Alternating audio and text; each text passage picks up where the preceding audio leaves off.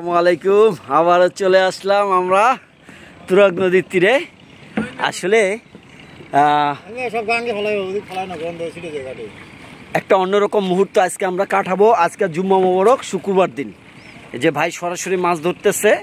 তা আমরাও কম না, আমরা শহরের শিকারি। এই যে খালি বলে রোহিঙ্গা পাওয়া যায়, এই যে জাল নিয়ে আসলাম।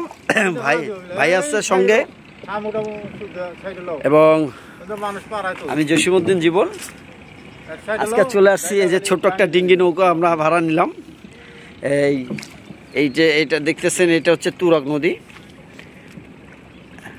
এই যে তুরাগ নদীর পাশ থেকে ছোট সরকারি পক্ষ থেকে একটা ব্রিজ নিয়ে গেছে।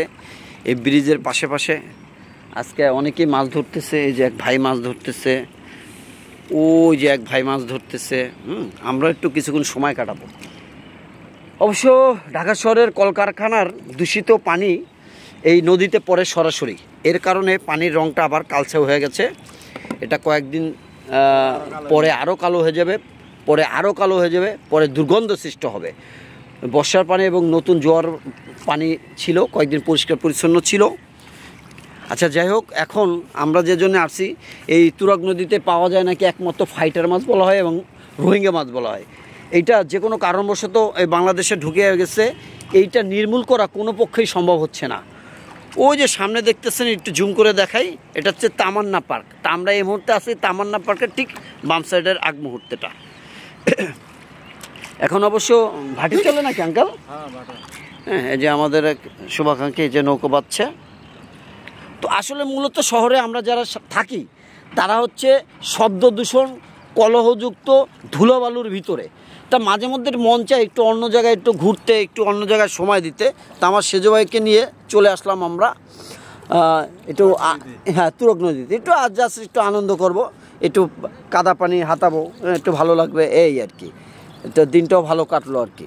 প্রিয় দেশবাসী, প্রিয় ঢাকাবাসী, আপনারা যে যেখানে থাকেন, হ্যাঁ, আপনারা চলে আসতে পারেন এই তুরাগ নদীর তীরে। সকালে সূর্য দেখেন উঠছে এবং আলোটা কি ভালো লাগতেছে, হ্যাঁ।